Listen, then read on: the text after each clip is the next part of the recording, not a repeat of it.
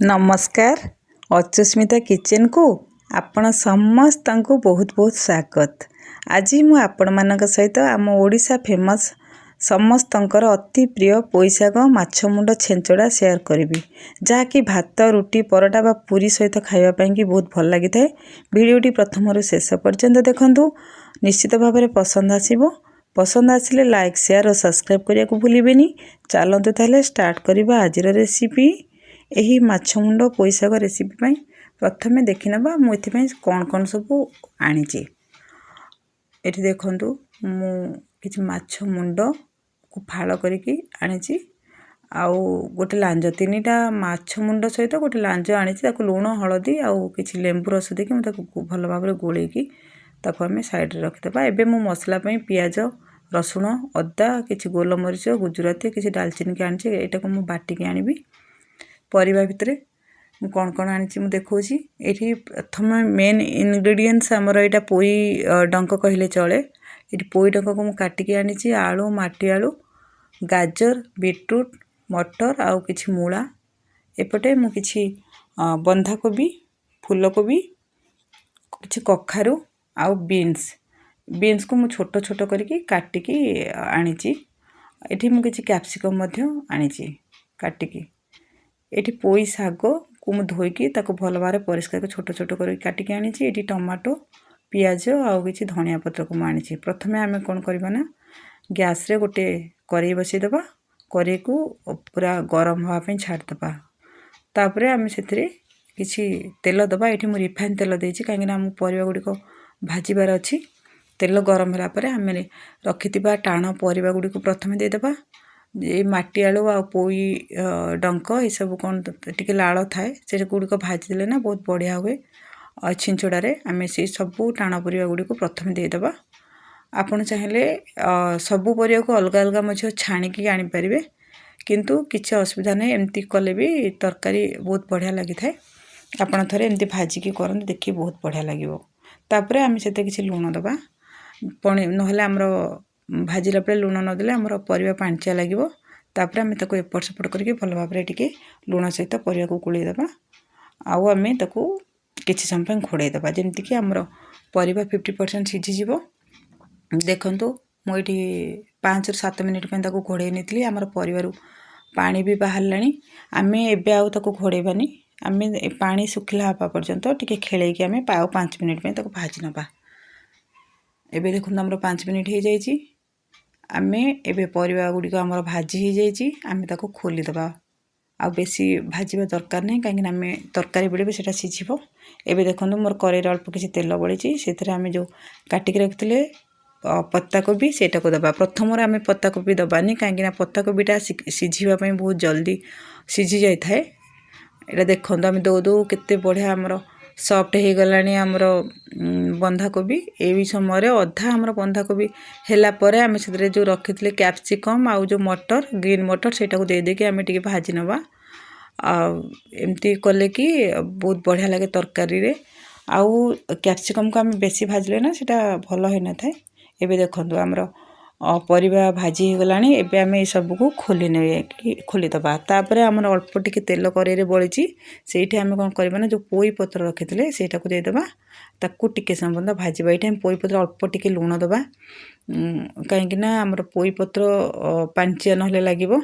एठी अल्प टिके दबा। आपन देखि देबे आपन को परिवार हिसाब रे देखि। तापरे देखंतु आमर पोई साग केते सॉफ्ट हे गलानी।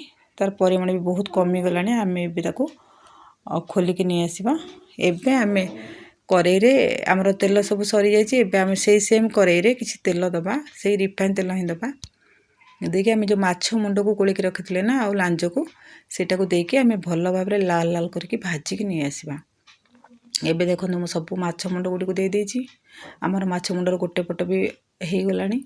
आमे ताको उल्टे नबा नेकी आमे ताको भलो भाबरे भाजी दबा जेमति कि आमर दुई पट पूरा लाल हेगी भाजी हे जाओ। एमती करबा द्वारा हम तरकारी रे माछ मुंड पकेले ना बहुत बढ़िया लागि थाए। एबे आमे ए सब को देखन हमर पूरा माछ मुंड दुई पट पूरा बढ़िया भाबरे लाल हे गलानी। लांज भी सबू एबे आमे सबू माछ को खोली की नहीं आसीबा गोटे प्लेट को।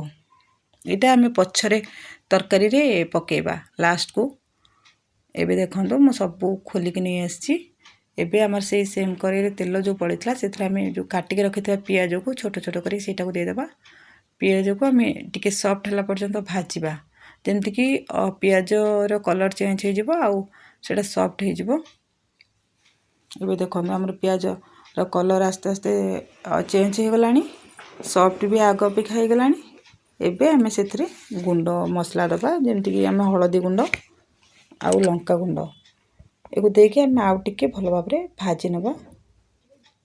ଗୁଣ୍ଡ ମସଲା ଦେଇଛନ୍ତି, ଆମେ ତାକୁ ଆଉ ସବୁବେଳେ ଚଲେଇବା, ନହେଲେ ଆମର ଗୁଣ୍ଡ ମସଲା ଜଳିଯିବ। ଏବେ ଆମେ ସେଥିରେ ଟମାଟୋକୁ ଦେଇଦେବା, ଆଉ 2ଟି କଞ୍ଚା ଲଙ୍କା ଯେଉଁ କାଟିକି ରଖିଥିଲେ ସେଇଟାକୁ ଏଇଠି ଦେଇଦେବା। ଦେଇକି ଆମେ ଏଟାକୁ ଏପଟ ସେପଟ କରିକି ଆଉ ଟିକେ ଭାଜି ନେବା, ଯେମିତିକି ଆମର ଟମାଟୋ ସଫ୍ଟ ହେଇଯିବ। ଆଉ ଆମେ ଏଥିରେ ଟିକେ ଆମ ତରକାରୀରେ ଯେତିକି ଲୁଣ ଲାଗିବ ଆମେ ଏଇଠି ଦେଇଦେବା, କାହିଁକିନା ଆମେ ଏବେ ମସଲା କଷିବାର ଅଛି ଆମକୁ।